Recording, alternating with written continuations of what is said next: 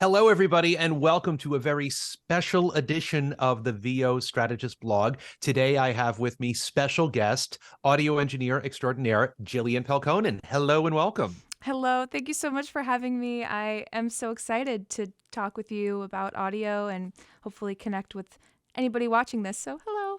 Hello. Well, cool. Very, very cool. Thank you for coming on. So, I have many questions for you. Okay, we'll try to get them all in.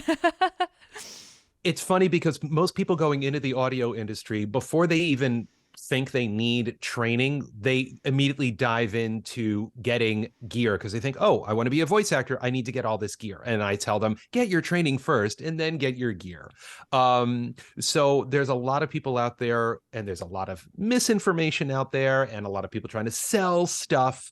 So take a second to talk about just briefly, how daunting is it for aspiring voice actors entering the industry to get the right gear and understand how to use it?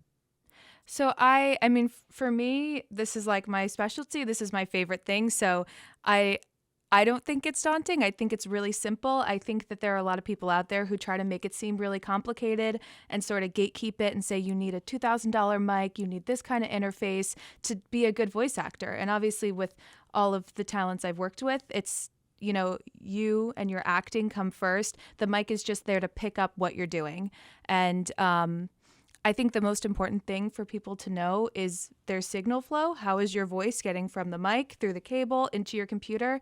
Because there's going to be issues and you're going to need to solve them. But people do jump into gear. So I'm happy to recommend gear. I know we both have gear recommendation lists, but I guess if I had any advice about gear, it would be, don't break the bank on something that everyone's telling you need to have. There's amazing mics, interfaces at every price point, and you just need to find something that's good for you, where you are, and that makes you sound like your best self.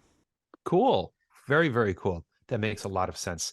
Yes, maybe daunting wasn't the right word, but you're here to help demystify. So that Yes, yeah. I do know people are very scared of microphones, and I deal with them all day. But like we were talking earlier, I was having issues with a computer and a microphone and getting it together. But the only way to get up and running is to be like, okay, I know this system and it's broken. I need to fix it, and I know how to get from A to Z.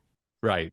Okay, so microphones, since you bring it up, it's funny because I'm on all these voiceover Facebook groups and other social media platforms, and the number one question, maybe it's tied for which pay-to-play site should I join, Hmm. is which microphone should I get? So I don't know if you know this, but I built my first home setup in 2006, Wow. and I'm on my third microphone. Wow. I That's know. like kind of that's great. They last you for forever. I don't think that's a lot. Do you think that's a lot? No, I don't think that's a lot. I Okay, mean, that's good, in good. 16 years. So, Yeah. my first one was it was not a voiceover microphone. It was a Samson cardio dynamic microphone. It maybe cost me 50, $60 and it was terrible. And I used that for longer than I care to admit. And then I switched to the AKG Perception 420. I don't know if you work with AKG products. I do. Not that one specifically, but I use them, yeah. They don't make it anymore. And that worked great for a very, very long time. And then in 2016, I got it, if you can see that I put my hands over this for the Yeah, I filter. can see it. Yeah, in 2016, I went to, which is pretty much the voiceover industry standard, is the Sennheiser 416. As you can see, I've got my pop filter and I think it's the Rycote shock mount. Hmm. And I'm on a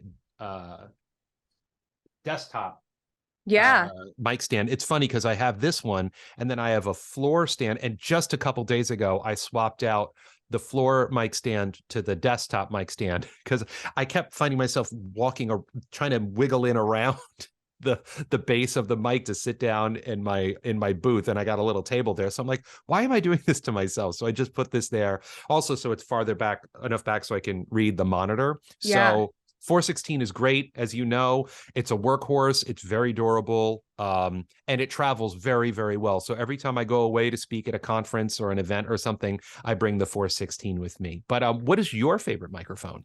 Well, my favorite microphone, I use a lot. My personal favorite for myself, I'm not using it today. I'm using an RE20, but I love the KMS 105. It's a handheld Telefunken supercardioid microphone.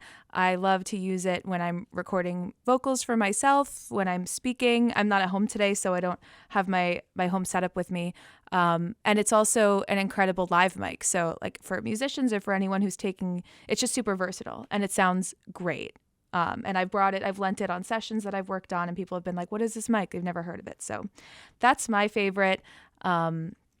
Yeah, and I just want to go back to something you said earlier with like, this is the voiceover microphone. And I think that people go around saying that, but like, I personally don't think that there are voiceover microphones. I think that there are voice actors and there are microphones. And whatever makes you sound really good, like that's your thing. I don't often recommend the 416 because but I don't usually recommend it because it's a shotgun mic and it works for certain people. You know, it has a supercardioid pattern as well. And so you have to be in the line of the polar pattern to sound really good.